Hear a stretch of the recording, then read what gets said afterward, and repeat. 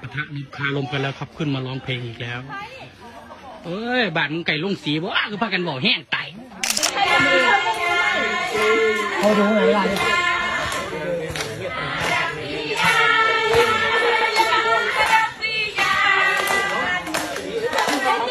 ใจเย็นใจเย็นใจเย็นพี่ใจเย็นเขา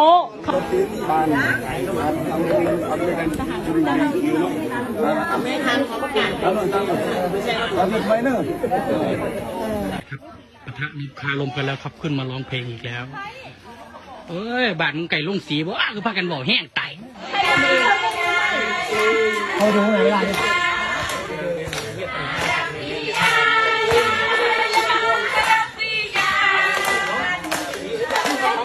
ใจเย็นใจเย็นใจเย็นพี่ใจเย็นเขา